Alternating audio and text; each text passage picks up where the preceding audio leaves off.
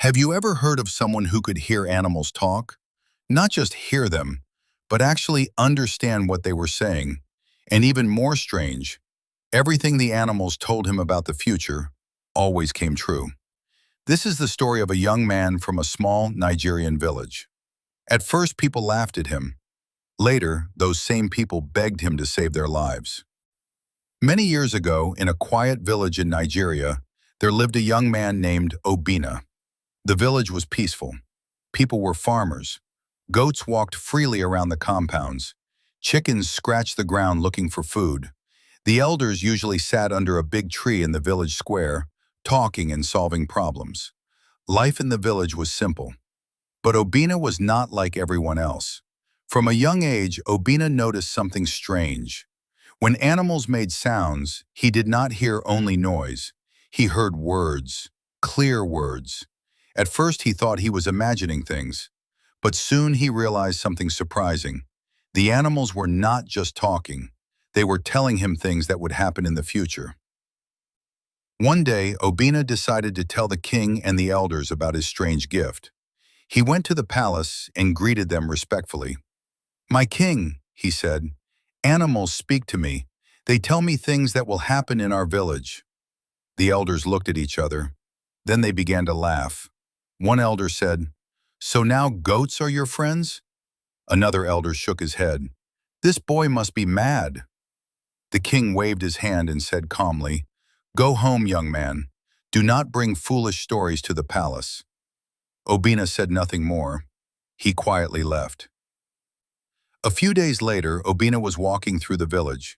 He passed by a compound where a goat was eating leaves. Suddenly the goat looked at him. Then it spoke. "Tell Elder Okeke," the goat said, "that sadness is coming to his house. His first son will die soon."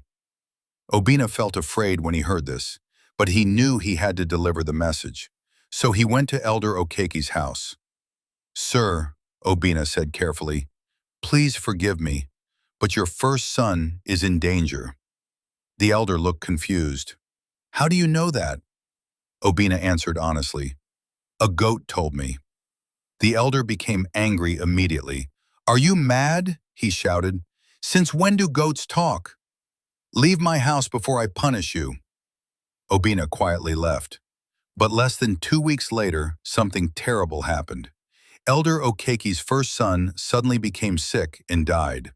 The whole village was shocked. Some people remembered what Obina had said. Slowly, whispers began to spread. The chicken's prediction. Not long after that, Obina told a woman in the village something strange. "Your daughter will get married next week," he said. The woman laughed. "How can that happen? There is no man asking for her hand." Obina replied simply, "A chicken told me." Again the woman laughed and walked away. But only a few days later, a man from another village came with his family to ask for the girl's hand in marriage. The wedding took place the following week. Now many villagers were surprised. "How did that boy know?" they asked. One day, Obina was walking near the forest. Suddenly, a snake appeared on the path. The snake looked at him and spoke. "The native doctor in your village is doing evil," the snake said. "Tell him that if he does not stop, one of us will deal with him." Obina went to the shrine to deliver the message. He spoke respectfully to the native doctor. "Sir, please stop the evil things you are doing. A snake warned that if you continue, it will bite you." The native doctor became very angry. "Who are you to teach me my work?" he shouted. "Leave this place immediately." Obina left. But just 3 days later, the native doctor was bitten by a snake near his shrine. Fear spread throughout the village. Now people began to wonder if Obina's strange gift was real. Soon the king called another meeting with the elders. They asked Obina to come. "Tell us the truth," the king said. "Who gave you this power?" Obina answered honestly, "My king, I do not know. I was born this way." The elders looked worried. Some of them believed him. Others were afraid. Finally, one elder spoke. "This boy brings fear to our village. He says things and they happen. This is dangerous." After a long discussion, they made a decision. Obina must leave the village. He was banished. Before leaving, something important happened. One evening, a bird came and sat on a tree near Obina. The bird spoke to him. "A great famine is coming," the bird said. "The rains will stop, crops will fail. Tell the villagers to start saving food now." Obina quickly ran to the palace and told the king and elders, but they laughed again. "How can a bird predict famine?" they said. They chased him away. So Obina left the village. Less than 1 month later, the rains stopped. The farms became dry, crops died, food became scarce. People started to suffer. Then the elders remembered Obina's warning. They realized they had made a terrible mistake. The king quickly sent men to search for him. After many days of searching, they finally found Obina living quietly in another village. The king apologized. "Please forgive us," he said. "Help us save our people." Obina agreed to help. That night he went into the forest to pray. Soon another bird appeared. The bird told him what the villagers must do.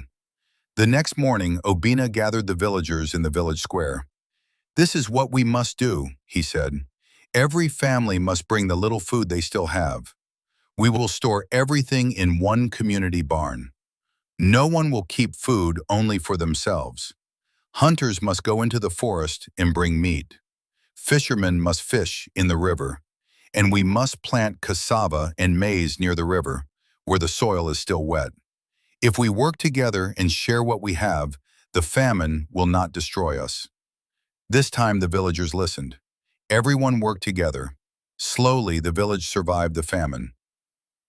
After many months, the rains finally returned. The farms became green again. The king called for a great celebration, and "This young man saved our village." Then he turned to Obina. "From today, you will be my right-hand man." The king also gave him his daughter in marriage as his first wife, and he told him, "You may choose more wives if you wish." The villagers cheered loudly.